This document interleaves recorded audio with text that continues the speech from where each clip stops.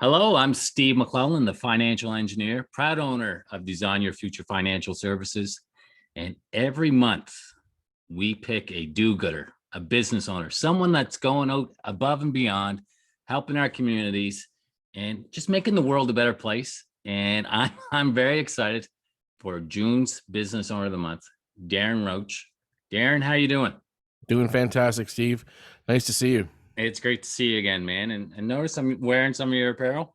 Yeah, this is awesome. I can't wait to get one of those myself. I like the V-neck too. It's flattering on you. It's nice. It's great. It's a little tight on the biceps, but other than There you that, go. it's perfect.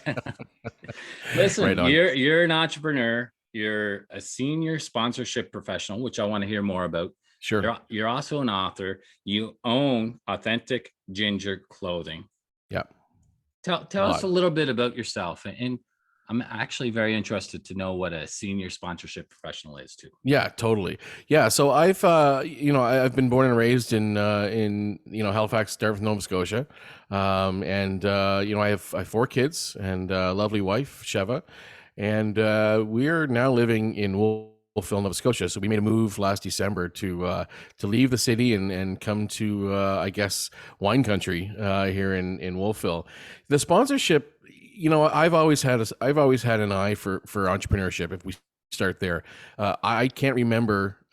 Maybe I can count on one hand how many jobs I've had where I was, a salaried employee. But my mindset has always just been, what can I do after this? What can I do after this? What can I do on my own? Because I want to create my own future. I want to pave my own path.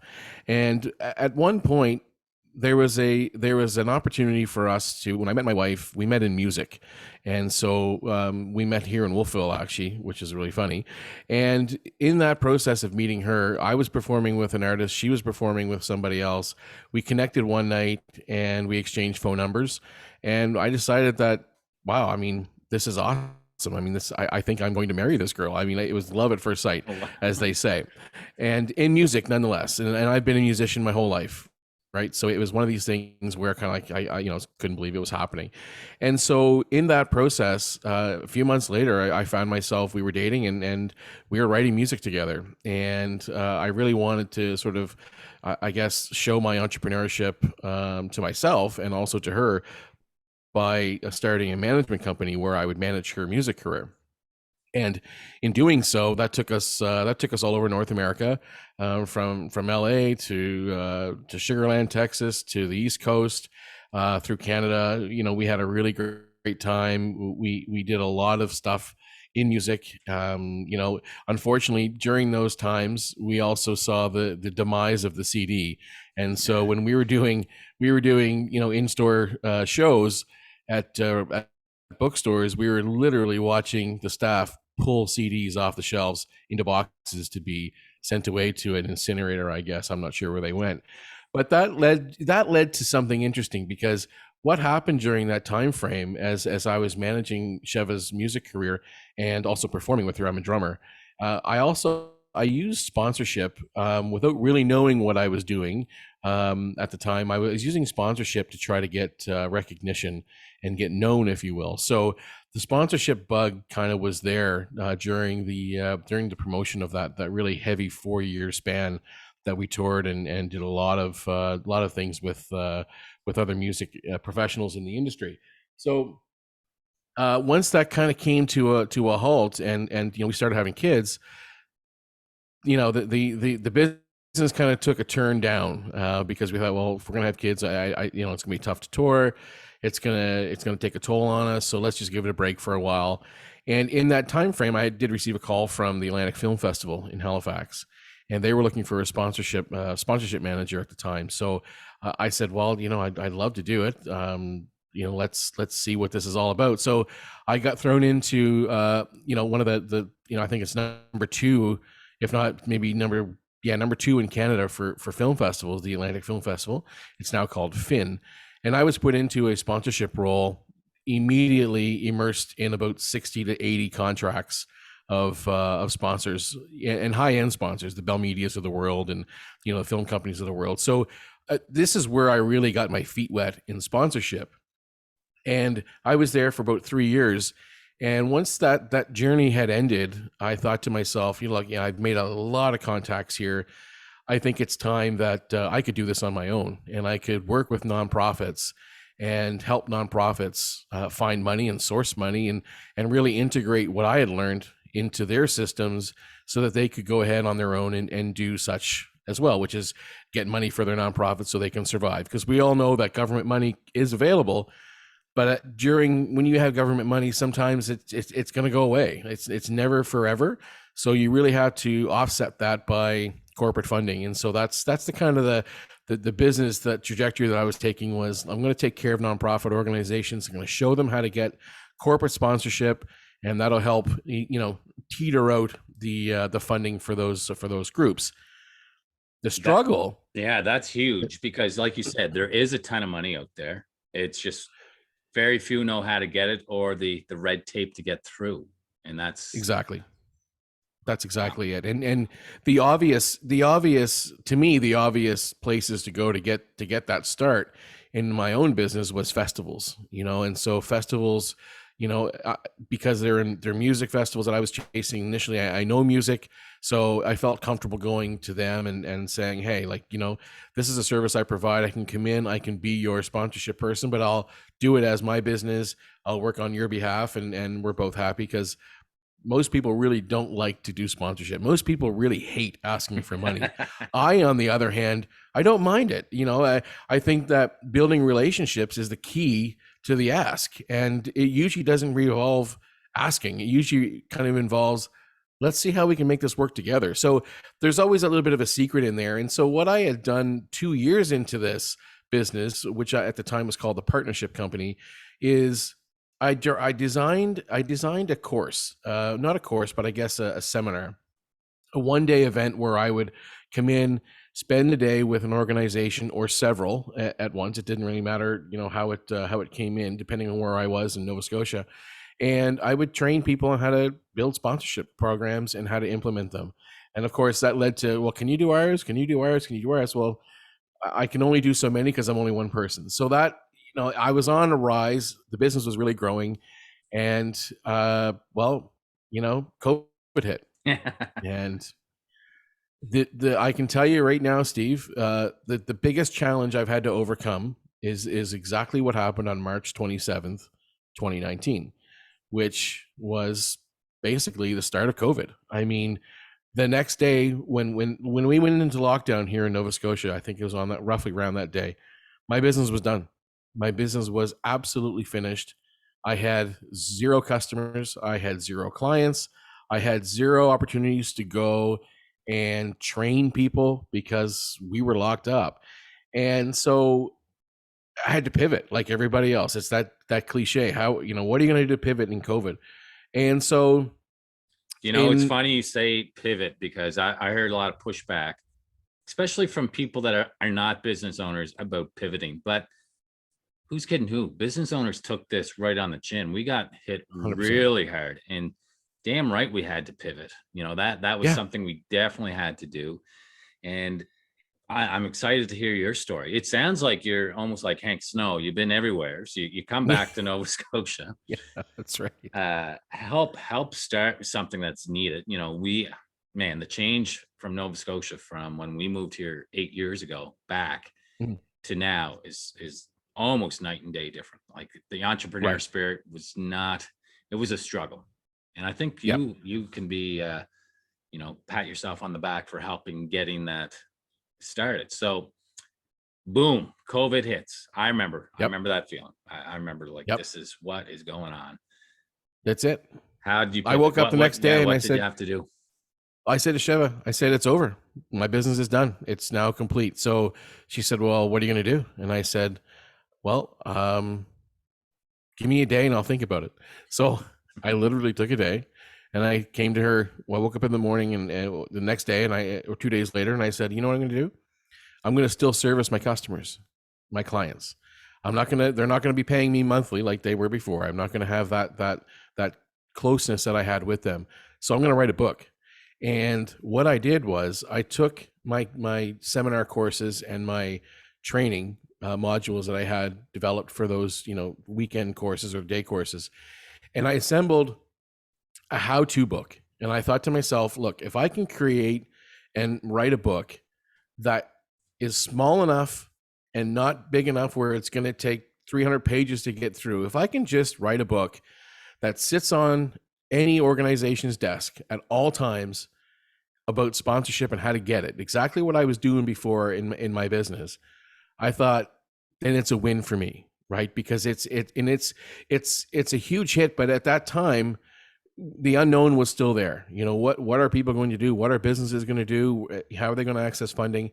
And I said, this is the right time to write the book because A, I have a shit ton of time, and B, I still wanted to do something in the industry. So I wrote the book, how to get a sponsorship, just for any organization who needs to know how to start and who needs to know what they need to design and develop and implement. And it's certainly not a book that's going to take you an hour to read. I believe you can probably get through it in 15 or 20 minutes, but it's jam-packed, step by step, just easy read on how to get started in sponsorship. And I think that satisfied my brain to the point where it was a focus for about 6 months.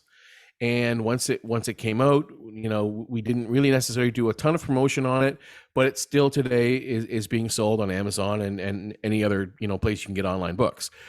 So people are buying it. You answered my next question because I'm going to go get this. So where would I go and get How to Get a Sponsorship by Darin Roche? Yeah, Amazon, Barnes and Noble, I mean, Indigo, wherever you shop for books online now. It's not in retail at this point. It's not on CDs, is it? No, it's not on CDs. No, that would have been great too.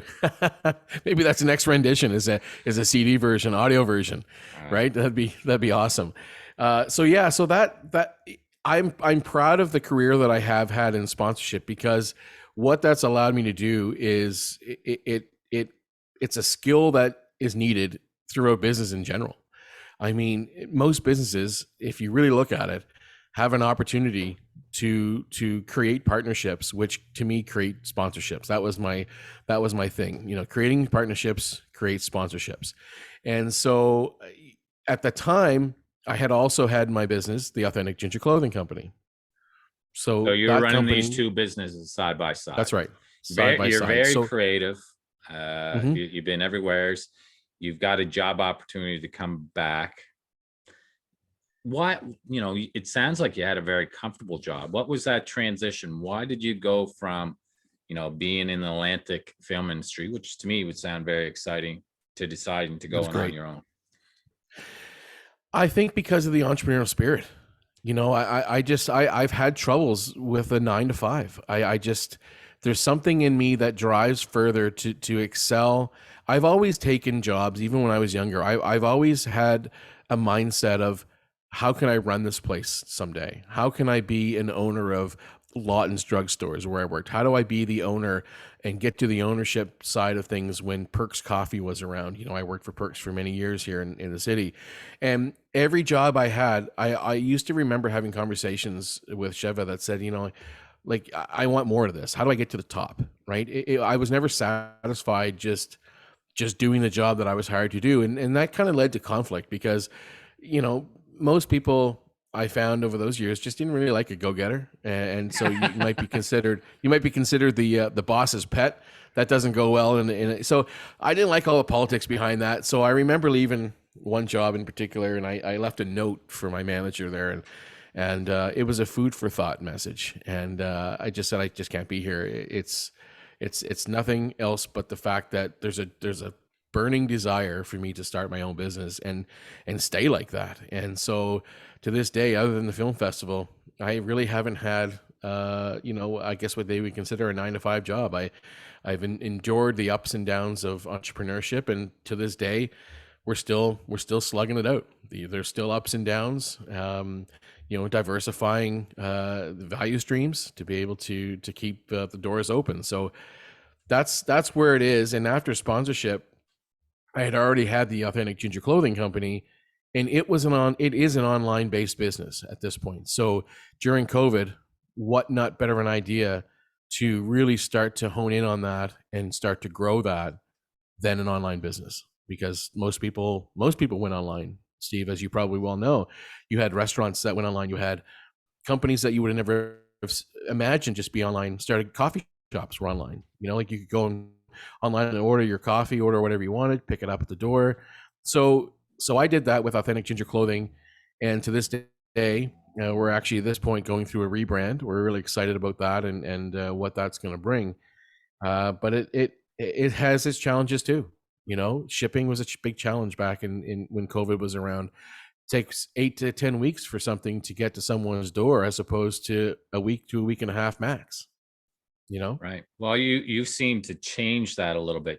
You mentioned the pivot, low Yep. point, COVID Right. pretty much destroyed your business. You don't just pivot, you pretty much reinvent yourself. You decide to write a book, and now Right. you're focusing on the online clothing.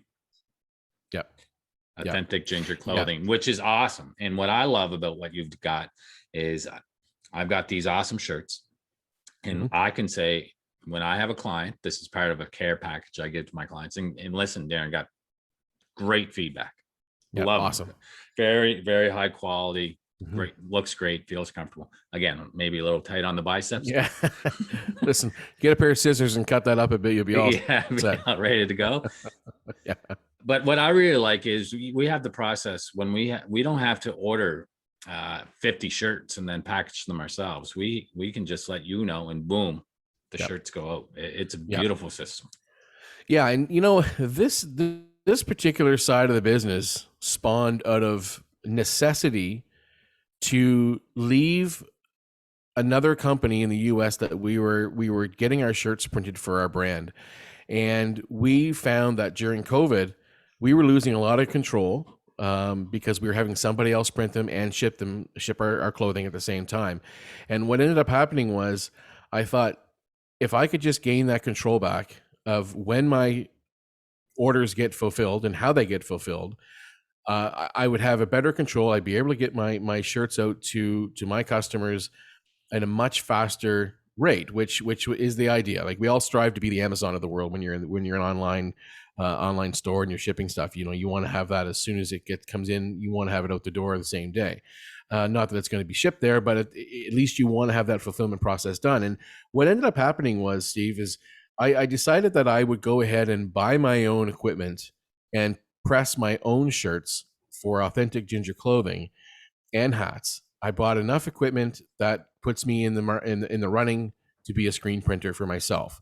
And the what ended up happening next was really it was weird. Okay, so I decided that late last year, we're going to get this equipment. We're going to start pressing our own shirts. When they come in, we'll press them, we'll ship them. Now we have control. But what ended up happening was, I reached out to a few people here in Wolfville, business owners, and I said, look, I've got a machine at home. I'm not sure if you're ever in the market for any kind of screen printing or anything like that, but if you are, just give me a call. Minimums are really low, and I can take care of it all for you. And what ended up happening was, my phone started ringing and ringing and ringing, and I'm sitting there going, what have I done? Like, it got to the point where it is now, where it's busier than the Authentic Ginger Clothing Company. And so, creating this necessity to take control of my own printing created basically another full-on value stream for our apparel company. And we call that apparel company Authentic Ginger Custom Apparel, which is a derivative of the shirt that you're wearing. Is it comes from that side of the company. And so, to me, yeah, that's it. And to me, there was so many positives behind that, because what happens is my volumes when I'm working with customers, and every time we have a customer that's ordering shirts, my price points are being helped, because now that we're purchasing in volume. So it's allowing me to be able to not only get better pricing for everybody, it's allowing me to be able to go ahead and create an additional value stream that is something that was unexpected. And it's really interesting. And when you think about it, one of the things that I think we should really point out here, Steve, is that, and I think you're going to ask this question, what is a tip? What is something that you can give to somebody that they may take from an experience like this? And really, if I look at it, it's keeping your ear to the ground. And really, if you look within your community and have an idea in a grasp of who's doing what, you'd be surprised at what is open and available for you to take after. And that's what I did here in Wolfville. I thought, I don't see any screen printers from here to New Minas. That's not even a far distance, 10-minute, 5-minute drive. But what I found out was people were now getting a budget, and they were now having a need for apparel. And so the word spreads in a small community like we're at here. And so through word of mouth, I never thought I'd be the one saying, through word of mouth, my business started to really take off, because I never thought, I'm not going to get that word of mouth thing. It's always passing me by, but luck and word of mouth, and just kind of keeping an eye and an ear to the ground as to what your community is doing, can really give you insight as to what may be available for you to take hold of. So keeping in touch with the community, mouth to mouth referrals, very, very important. You're obviously serving Wolfville. Are you serving North America? Are you going worldwide? What are the next steps? Yeah, so currently we're servicing Wolfville, New Minas, Kentville, even far down as Annapolis. We want to be Nova Scotian, so we want to be able to service Nova Scotia. We're hitting a niche market, Steve, in the sense that we'll do small batch orders. I'm okay with that. I as a business owner and as a clothing company on the Authentic Ginger clothing side, I know what it means to have a business that can offer a small batch, because that was us in 2018. And it's hard to run a business when you have to have minimum orders and you don't know if you're ever going to sell those orders, right? So to me, if I can, the give back portion of our business is that I can give a small business an opportunity to have apparel just like yourself, and it's not going to cost you 200, 500 pieces that are sitting in your warehouse or that are sitting in your garage waiting to be given away or sold. So that is the market that we're after, is that small batch market. And we know that the bigger companies, they're going to take the bigger jobs because they can do that capacity. We can't, and that's okay. We found a groove that we're going to stay in, and whether it's Nova Scotia and beyond, we're grassroots right now. We're just kind of plugging away and learning our craft at the same time. Right on. But and you've learned how to bypass the big dogs and get what is needed for small business owners or even large business owners almost instantaneously, right? Exactly. That's exactly it. Fantastic. And like I said, you've gone above and beyond for me. The shirts, you do stickers as well. Awesome stickers. Yep. And just we met, you delivered them, you hand delivered them here to me in Fall River, which I thought was pretty cool. What else do you do? So is it shirts, hats, stickers? Is it the full Monty, or? It's whatever can be pressed. We use a process with the heat press. So we purchase transfers for our customers. They come in as a plastisol transfer, exactly like screen printing ink, except it's baked onto a transfer sheet.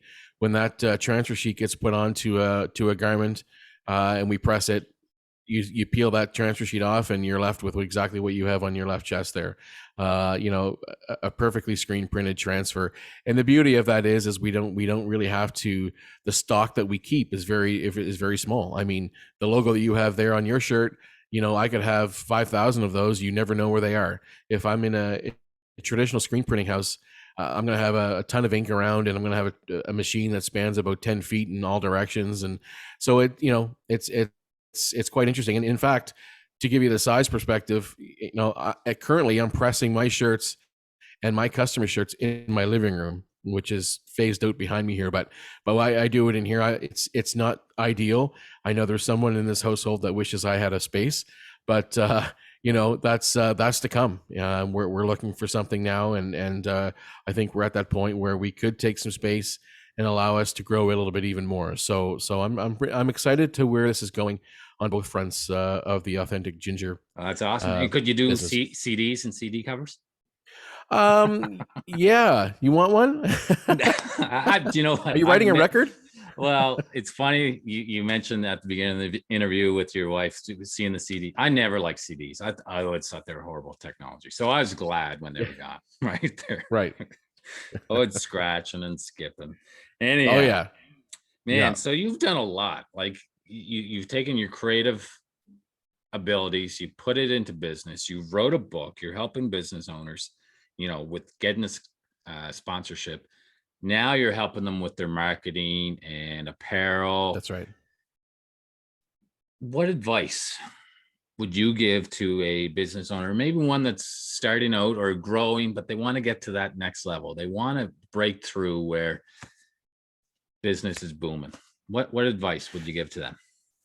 Yeah, I think so. Number one is always think diversity. Always think what 2 or 3 steps ahead. If I do this, what's going to happen in 2 or 3 steps from now? And I think, and again, I think that might be a bit cliche, is to diversify your, not necessarily your business, but diversify your thoughts, because you really don't know what's going to be around the corner. I had no idea within a 2-month period that when I brought in machines to be able to press my own stuff, it wasn't in my head right away that I can do this for everybody else. It you really had to sit down and as when I go back to what I said earlier about understanding where you live and really getting to know your community, to be able to really have an idea what you might be able to diversify on to be successful in not just the business that you have, but maybe 2 or 3 other businesses that you can start, that you can get running on their own. I think that's really important. I also think what is important is having a voice. And you and I talked about this just before we got on the call here.